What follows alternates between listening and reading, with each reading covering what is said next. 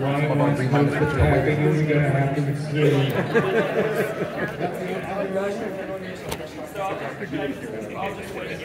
I think we are ready.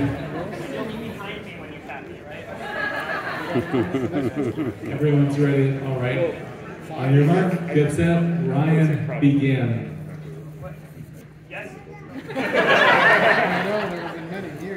Matthew, begin. Stan, begin. It's a great day for a crossword tournament. Let's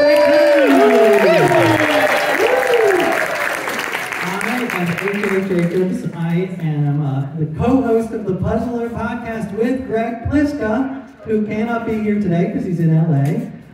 So I'll do my best to fill in. And luckily, I may be a rookie MC, but we have Ophira Eisenberg here. And, she is an old pro, so welcome. Old pro? Okay. I mean, seasoned, experienced, available. All right, fair enough. Young pro. I would just, obviously, we're off to a very strong start here, everybody. And Ryan at the bottom right, and it's a beautiful grid, by the way. It is a lovely puzzle, a lot of white space with the smattering of black squares, and it's got some New York Times firsts, like casserole dish. There's been casserole, there's been dish, but never casserole dish. I do love the casserole dish, by the way, is something I own and will admit have never used. I think right now it has Lego pieces in it, perhaps. Don't put that in the oven unless you want a new Lego. But I like the clues for casserole dish. Of course, you know, for the sea, it was a vessel that's used to serve food cooked in it. Right. Fine. But then it gets a little judgmental, doesn't it, everybody? Potluck leftover, you'd rather not eat. Well. I will say we interviewed the great Sid Sivakumar before the show, and he seemed like a nice guy, even though he's a complete sadist. Because he actually did say to me, he said that when the legendary Will Shortz asked him to make the puzzle, Sid said, all right, but I want to make people sweat. I want to be brutal. That was the word, brutal. And so he is a bit. I don't think it was sweat. I think he said cry. I think that's both. Any kind of clue if you want. And so he spent a long time on this script. Yes, 70 drafts. Is that what I heard? 70 drafts. That's what? And it is great. And he also gave Will A, B, C clues, but also A+ clues to be super mean, and some of those made it into the finals. So we'll see those in the A. We'll see how they go. You know, it's a word I feel like I don't see said often, and I enjoy it. Mope. Can I tell you how much I like the word mope? Because I feel like we're getting rid of sadness in culture, and I like sadness, everybody. I don't think everything should be I like mope. And I know that Will explained that what our finalists have going through their headphones right now is white noise made up of a bunch of different languages on top of each other during a UN Assembly meeting. And I replaced that with motivational messages. So right now, they're just hearing manifest your success. Today is a gift. That's why it's called the present. That is why they are doing so well. Although no one has gotten one across. One across is hard. Dream card. One across is extremely hard. Although, at least they didn't use the A+ clue, which is 911 EG, 911 EG, as in the Porsche 911. By the way, you've got... See, right now you hear that is the rumbling of people who do not like Porsches. Okay? I don't like Porsches. We've got Matthew, Ryan in the middle, Stan on the right. And by the way, this was exciting. I just noticed moments ago, this is all nouns. We have, all three have last names that are nouns. Judge, Park, And Luter, which I looked up, Luter is someone who applies lute, which is like haste. Oh, wow. So there you go. There you go. A first. And I will say right now that Ryan is just speeding through this.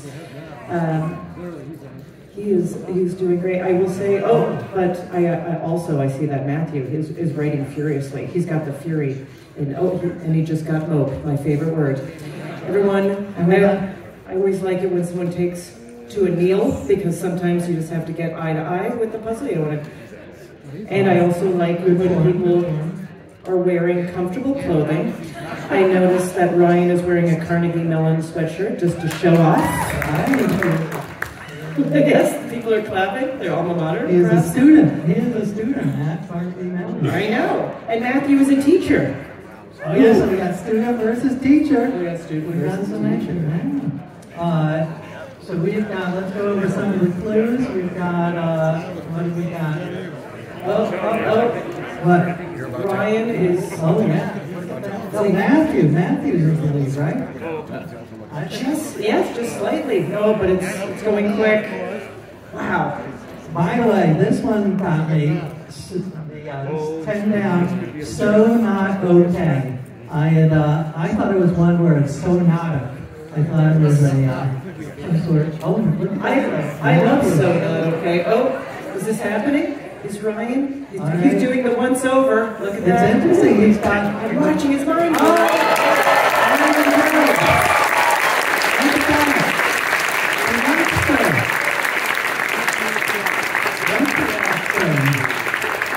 His mind is so supple at that age. Oh, I love that. So interesting. The upper left corner is the one that is the real player. It's interesting. That was the very last one that Matthew put in. Was the very first one. Go that way. Okay. And they are normal next to solve it. We've got Stan. Apricot jam, there it is. By the way, fun fact, I had apricot jam for breakfast. Oh, wow. Are you British? It's sophisticated. I guess so, sure.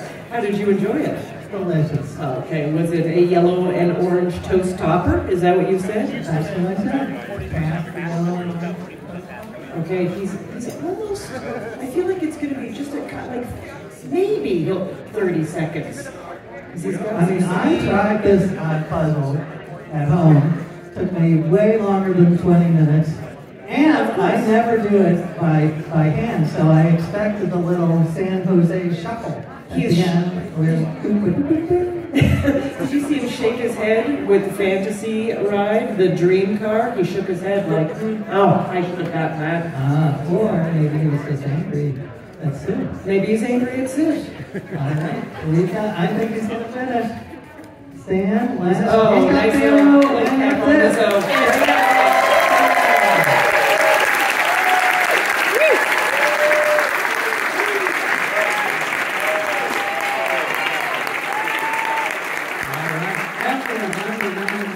Unbelievable. And you know, we all know we can take a quick little skim to see the accuracy. Yes, should we read some of the other? What were some of your? All three solvers are correct. Yes.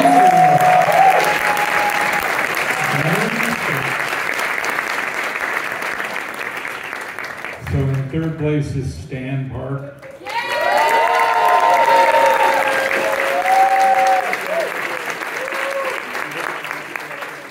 Second place is Matthew Luter.